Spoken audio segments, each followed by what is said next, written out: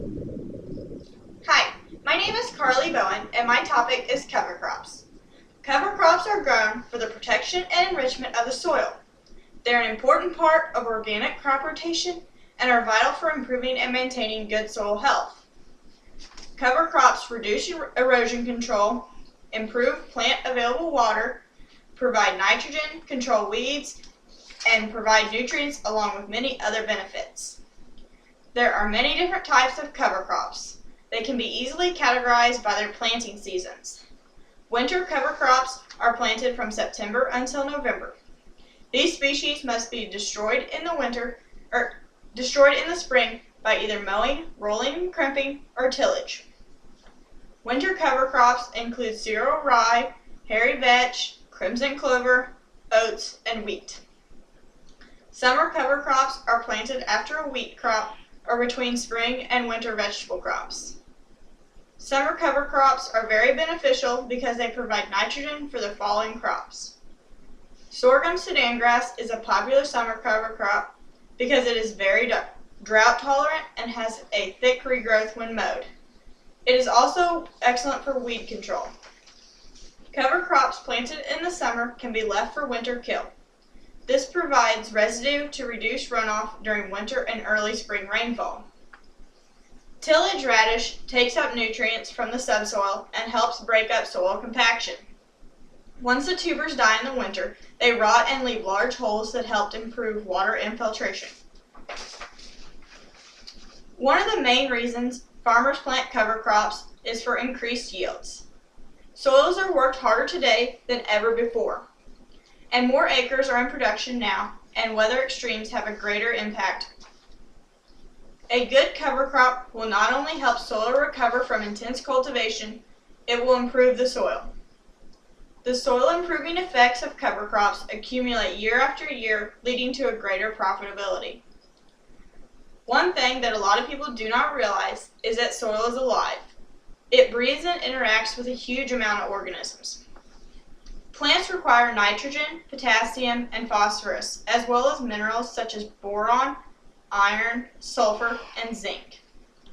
Soil fertility is improved by the addition of cover crops because of added organic matter.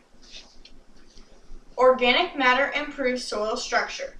This way, sand, silt, and clay particles are aggregated together to allow air and water movement as well as root growth. Cover crops also add biodiversity to fields. This is helpful where fields that are a high monoculture are grown with high intense cultivation. With healthier soils, less input is required. Input also deals with disease and pest problems. These can be decreased with better soil health and biodiversity, which are both provided with cover crops. Many cover crops suppress weeds and are a smother crop that outcompetes weeds for water and nutrients. Beneficial insects help keep destructive insects in balance. This reduces insecticide input and the spread of plant disease. Soil compaction can be a major problem in agriculture.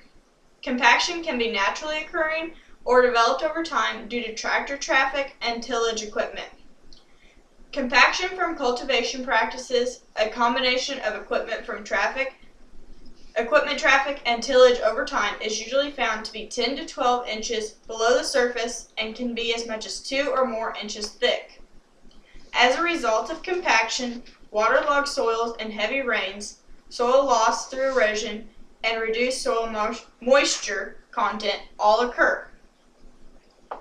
No-till farmers have been convinced of the benefits of the approach that less steel is better for the soil for decades.